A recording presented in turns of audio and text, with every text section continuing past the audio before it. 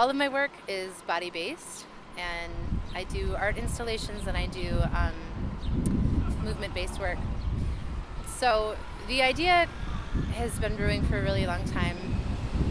I was interested in doing something in public space that would be using female bodies in a way that was empowering, in a way that was reclaiming the space that they're in. That was also, all of my work has a lot to do with agency and encouraging each individual to find the ways that they can make choices and remember that their choices are significant. But I've been thinking about a project like this for several years, probably since around 2011. I actually had an abortion at preterm, and I had the experience of having to walk in through protests, and I'm very sensitive to the space and tone of where I am. And so just that energy of having people yelling and degrading my experience, it really affected me and it stuck with me. And so for a long time I've been wanting to, the idea originally I wanted to do something that would actually be positive and would sort of cleanse a space so that all of those negative things being thrown at my body and being thrown at me as a person would be counteracted. And I was looking at ways, and my practice has changed a lot, so I didn't know what it was going to be, but I've been looking at ways that I could sort of meet that and counter it. So it was told to me that it's not helpful to bring more attention to Planned Parenthood.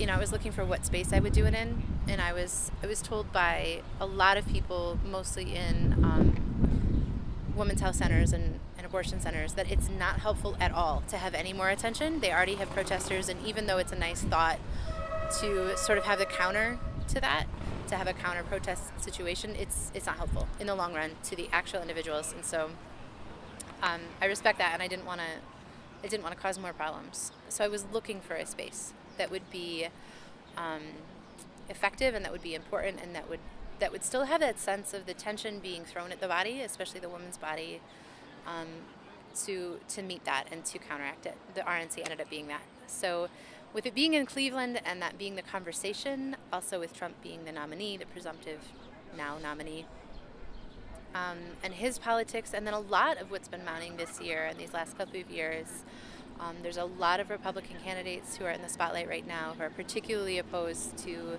women's health, to birth control, to abortion, and there's an increasing regulation on the body, and so that just kept mounting on this project. I chose to do it here for the safety of everyone participating. Also, I wanted to really transform a space, and I felt like this would be more feasible than transforming a space in public square or that has already been so highly militarized that it couldn't be dismantled. I'm really interested in this piece coming out of what would be considered everyday life. So this is, even though the convention's happening, everyone that's in these spaces, they're on their way home for work.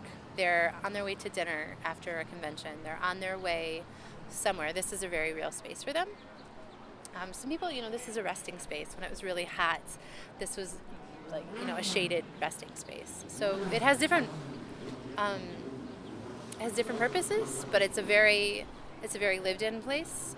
And so for us to embody that felt enough like the original idea, and it felt very relevant.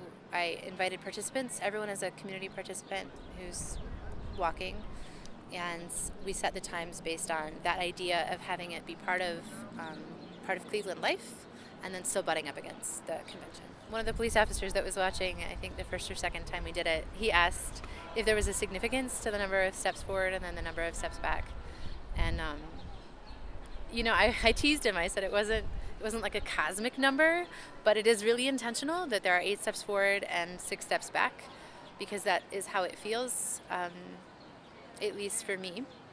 That's how it's been feeling, that every advance we make and every time that I feel very secure in my rights and that they're understood and, the empowerment, then it feels like it's taken away. And so that was intentional, to have it be advancing and receding. And, we had to have a number system that adequately represented that. So It's not a direct, straight path. It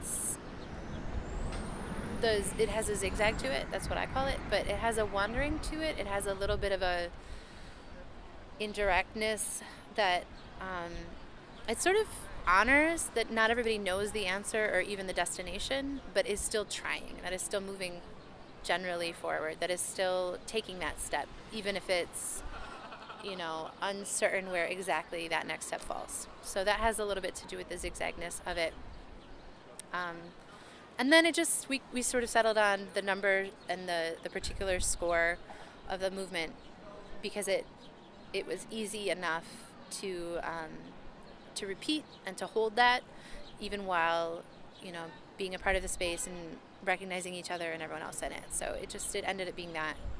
Partly also because it was doable. It was something the people who don't dance or memorize movement could jump into, could be, comfortable enough to get. So the name of the project is Longest Walk, and there's a couple of places to check in on it. We're live tweeting, at least through the rest of the RNC. It's hashtag Longest Walk RNC. And then there's a Facebook event also called Longest Walk. And I do my work under the artist name of Meg Louise. So my website is meglouise.info. And you can check things out there.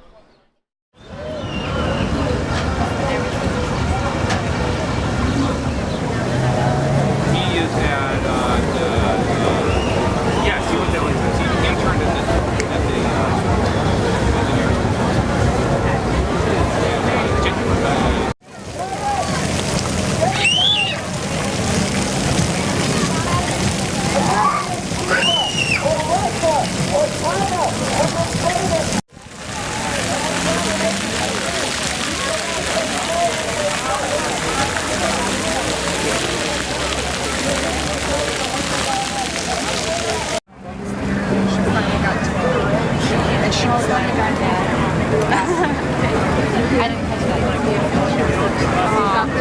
I didn't realize that's when she stopped.